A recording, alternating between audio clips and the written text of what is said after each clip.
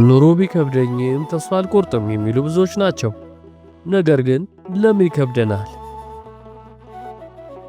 ብሎ ምክንያቱን የሚፈልግ ጥቂት ነው። ዛሬ የምንወያየው ስለ ኢኮኖሚ ውድነት ወይም ስለ ፖለቲካ አይደለም። ዛሬ የምንወያየው ስለ ጥበብ ማጣት ነው። መጽሐፈ ምሳሌን ስናነብ አቤቱ ኑሮን አቅልልልኝ ሳይሆን አቤቱ ማስተዋልን ስጠኝ ነው የሚለው። ምክንያቱም ማስተዋል ሲኖርህ የማይቀል ኑሮ የለም። ዛሬ በሕይወት ውስጥ የተቆለፉትን በሮች የሚከፍቱ አራት ቁልፎችን እናያለን። ምሳሌ ምዕራፍ 4 ከቁጥር 23 አጥብቀ ልብህን ጠብቅ የሕይወት መውጫ ከእርሱ ነውና ይላል።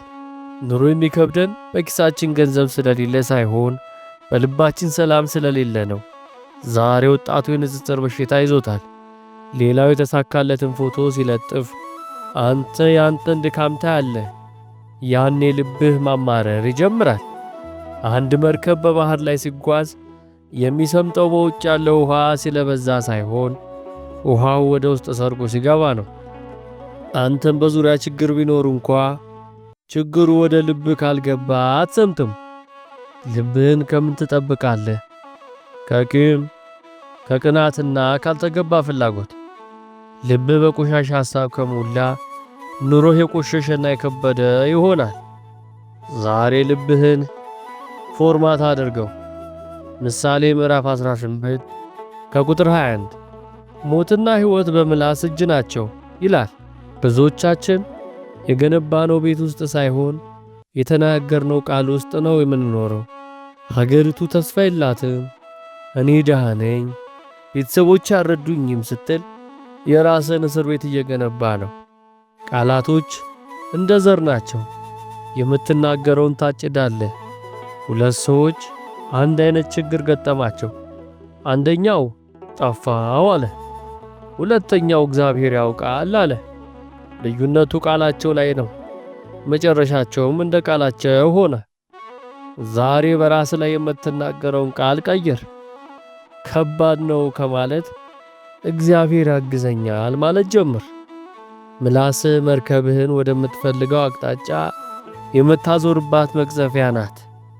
ምሳሌ ምዕራፍ 6 ከቁጥር 6 አንተ ታካች ወደ ጉንዳን ሂድ ጠቢብ ሁን ይላል። ኑሮ የሚከብደን ዛሬ መደረግ ያለበትን ለነገ ስለምናሳድር ነው። ስንፍና ኑሮን በጭንቀት ይሞላዋል። ሰለሞን የታካች መንገድ እንደ እሾህ አጥር ናት። ምሳሌ ምዕራፍ 15 ከቁጥር 19 ይላል።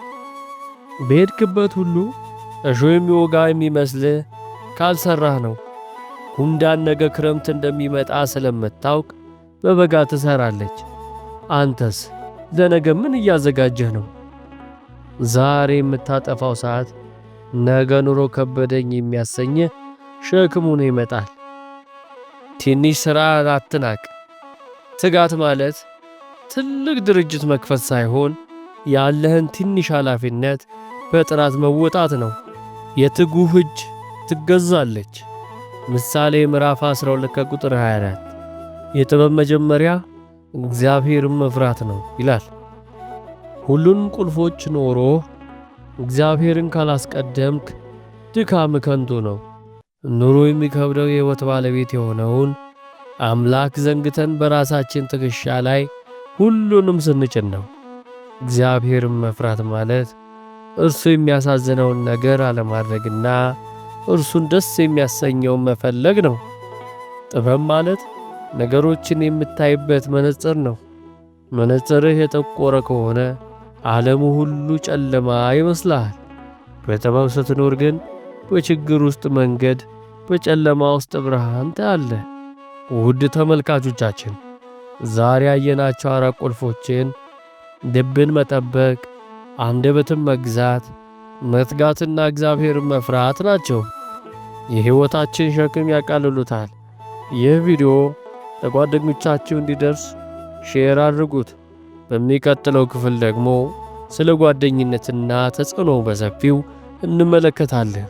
ሰላም እግዚአብሔር ከሁላችን ጋር ይሁን። ወስብሐት ለእግዚአብሔር።